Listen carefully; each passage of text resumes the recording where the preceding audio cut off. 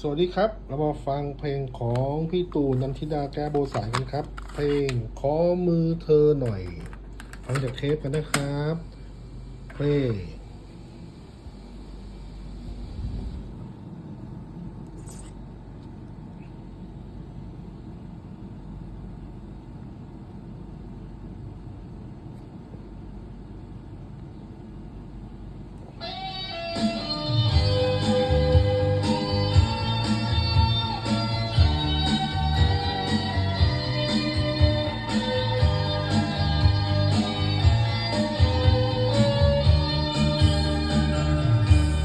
อยากจะจับมือกับเธอ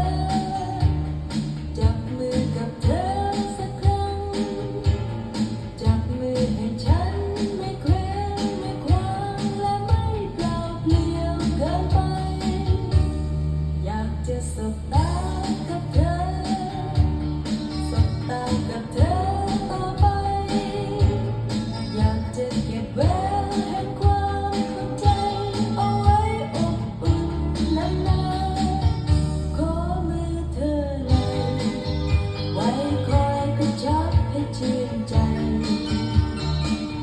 ขอมองตาหน่อยไว้คอยเตือนมันหัวใจขอใจเธอหน่อยไว้คอยเป็นแรงผลักดันฝันนั้นยิ่งใหญ่หากมีหัวใจของเธอก็สุดเกินพออยากจะจับมือกับเธอจับมือให้เธอได้ใจอยากที่จะยืนกับเธอต่อไปและพบสิ่งใหม่ดีๆขอมือเธอหน่อยไว้คอยกระชับให้ชื่นใจขอมองตาหน่อย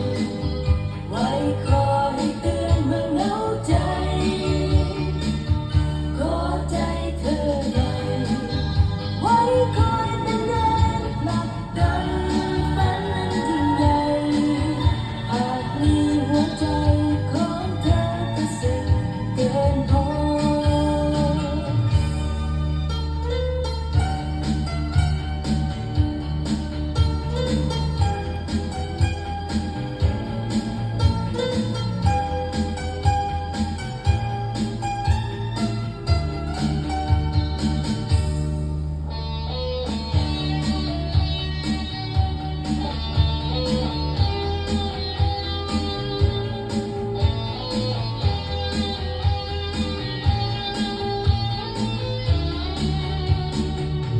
ขอมือเธอหน่อย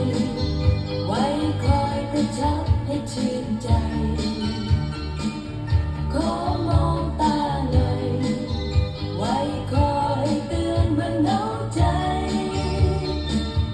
ขอใจเธอหน่อยไว้คอยเป็นแรงผลักดันฝันนั้นยิ่งใหญ่หากมีหัวใจของเธอก็สุดเกินพอขอมือเธอหน่อยไว้คอ